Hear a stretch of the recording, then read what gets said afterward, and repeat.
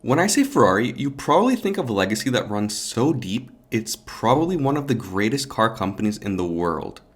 Championship after championship, legendary driver after legendary driver, Ferrari is synonymous with the best of the best in motorsports. But lately, that hasn't been the case. In the past few years, Ferrari has fallen off as the best that Formula One has to offer, and this season has been no different. After they had a promising start to the season, they have quickly gone from the second best team fighting for wins to arguably the fourth best team.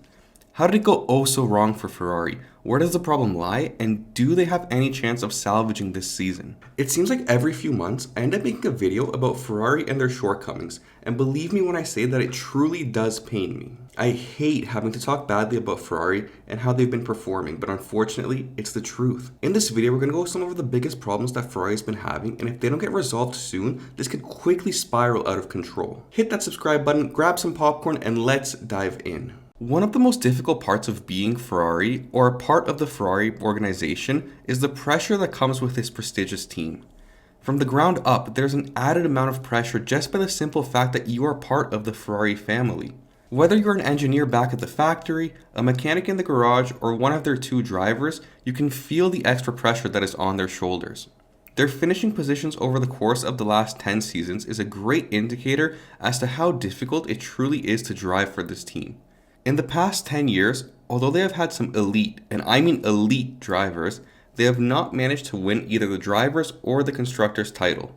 Of course, this is also due to the car's performance, but some of those cars have been pretty incredibly quick, and the drivers have battled for the championship, they just didn't manage to achieve it.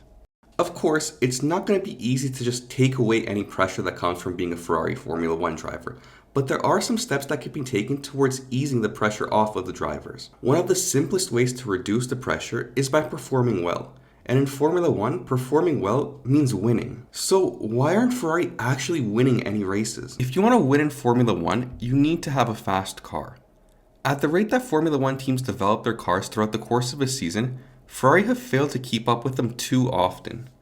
This year is one of the best examples of Ferrari having a strong car at the beginning of the season, being the clear second best car, close enough to Red Bull where they could actually challenge Red Bull for race wins. The problem was their lack of development. Ferrari were expecting some very promising upgrades before Imola, and unfortunately, those upgrades did not lead to the performance they wanted. Ferrari have been at a standstill ever since, and yes, you can argue that many of the tracks we have had since then haven't been necessarily suited to the SF24, but the reality is that while other teams such as McLaren and Mercedes have brought upgrade packages that have propelled them upwards, Ferrari have been in a downfall. Fourth place is not where Ferrari want to be, and unless they manage to fix the direction of their car development, the downfall will continue. With Formula One being such a fast-paced sport, you can't be caught slacking. And well, Ferrari have been caught slacking on multiple occasions now. The cherry on top of any race weekend is that we can probably bank on the fact that Ferrari will somehow mess something up. There is an ongoing joke that Ferrari takes the sparkle out of the eyes of any driver they have had in the past, and it continues to be just like that.